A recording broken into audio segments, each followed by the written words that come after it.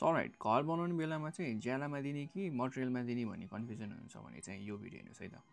As a client side view हो, मलाई पैसा बचाउन मन छ, किनभने यदि मैले पैसा बचाएँ भने मेरो पछि फर्दर स्कुल फिज, त्यसपछि फर्दर युटेन्सिल्स, त्यसपछि इन्भेस्टमेन्ट्स र अरू घरको सामग्रीहरूमा खर्च गर्न पाउँछु।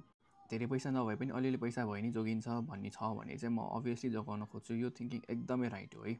बट यो थिङ्किङ अनुसार चाहिँ एउटा कन्सिक्वेन्सेस के आउँछ भने चाहिँ हामीले घर बनाउने भनेको 7-8 महिना चाहिँ लगातार निरन्तर रूपमा चाहिँ हामी खट्नुपर्ने हुन्छ। सो यो खटाइ चाहिँ तपाईँ रेडी हुनुहुन्छ त?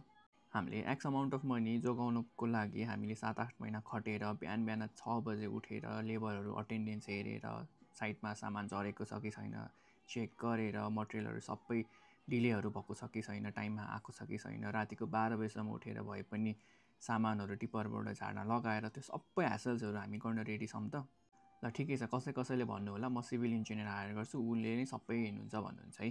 बट हजुरले सिभिल इन्जिनियरको जिम्मा लिन सक्नुहुन्छ, किनभने सिभिल इन्जिनियर लिनु भनेको तपाईँको फ्रिलान्सहरू अब कम्पनीबाट नजानु भइसकेपछि त्यो सिभिल इन्जिनियरले त्यो घरको जिम्मा लिन्छ त।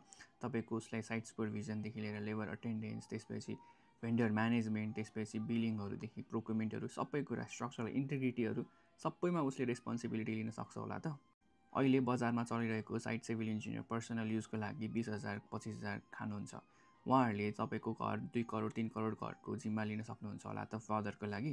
र ठिकै छ, साइट सिभिल इन्जिनियर पनि एकदमै स्किल्ड हुनुहुन्छ, एक्सपिरियन्स्ड हुनुहुन्छ, अनि उहाँलाई सबै कुराहरू थाहा छ, त्यसको भेन्डर म्यानेजमेन्ट सबै गर्नुहुन्छ भन्नुहुन्छ भने चाहिँ उहाँहरूले कम्तीमा पनि 50-60 हजार रुपियाँ खानुहुन्छ पर मन्थ होइन।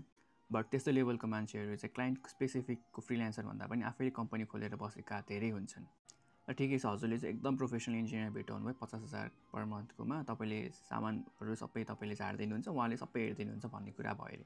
तर नक्सा तपाईँको घर बनाउँदै गर्दाखेरि रुमहरू साइज चेन्ज हुने, त्यसपछि कहिलेकाहीँ तपाईँलाई यो कलर भएन अर्को कलर लगाउने, रेन्डरमा कस्तो देख्छ भनेर एउटा प्री प्लानहरू गर्ने, त्यसपछि बाल्कनी अलिक सानो भयो अलिक ठुलो बनाऊँ, कोठा अलिक सानो भयो ठुलो बनाऊँ, तपाईँको कोठाको डाइमेन्सन्सहरूको लागि म्युनिसिपालिटीमा पनि देखाउनु पर्ने, नक्सा पासको लागि सबै डकुमेन्ट्सहरू र नक्साहरू रिड्र कसले गरिदिने, त्यसपछि तपाईँको नक्सा पासको लागि दौडिने मान्छेको कुन कम्पनीबाट फेरि संशोधन गराउने भन्ने कुराहरू ह्यासल एकदमै हुन्छ इफ तपाईँले चाहिँ साइट सिभिल इन्जिनियरबाट फ्रिल्यान्सर वेमा मात्र जानुभयो भने पनि है।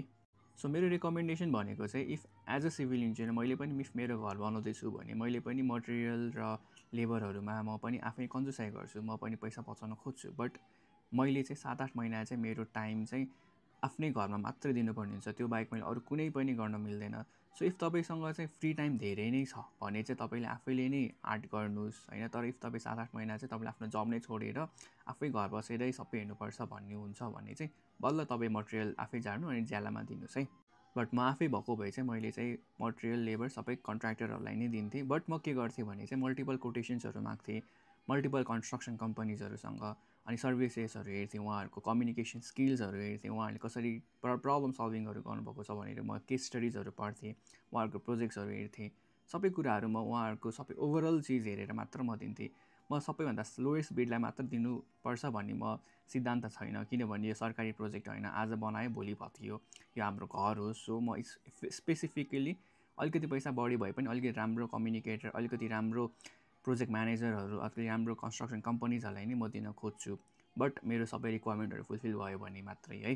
सो यसरी चाहिँ मैले आफ्नो कन्ट्र्याक्टर र आफूले मटेरियल कन्ट्र्याक्ट र लेबर कन्ट्र्याक्टहरू चाहिँ सिलेक्ट गर्थेँ। सो हजुरले कसरी गर्नुहुन्थ्यो कमेन्ट गर्नु होला। Happy building.